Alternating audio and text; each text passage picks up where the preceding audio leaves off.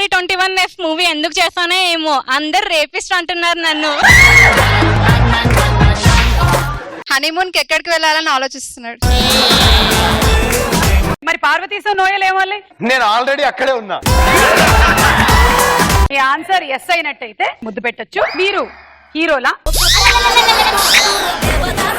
మీరిద్దరూ ఉదయాన్నే లేవగానే కళ్ళు తెరుస్తారా?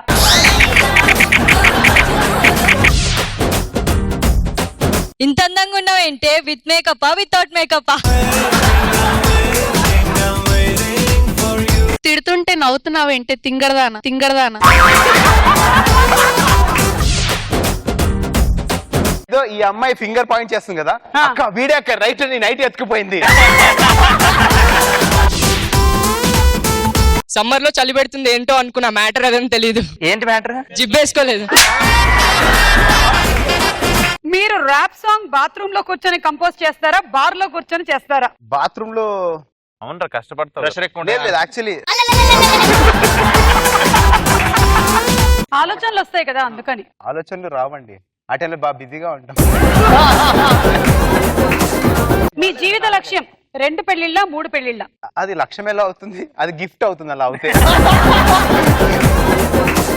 నేను ఎన్ని పెళ్లిళ్ళకైనా రెడీ. నోయల్, అది భగవంతుడు నాకు ఇచ్చిన గిఫ్ట్. ఎన్ని జన్మలైనా మీరే నా భర్తగా లేదా భార్యగా రావాలి అని ఎప్పుడు అనుకుంటాము? ఫుల్ బాటిల్ ఇంటికి తీసుకెళ్ళినప్పుడు వైఫ్ ఆమ్లెట్ చేసి పెడితే. బయట వేరే ఆమెతో కనిపించినా ఏమనకుండా ఉంటే అప్పుడు జన్మ జన్మ ఆమెని చేసుకోవాలి. బయట ఏమన్నదమ్మా, ఇంటికి వచ్చాకే అంటది. మీ ఈటీవీలో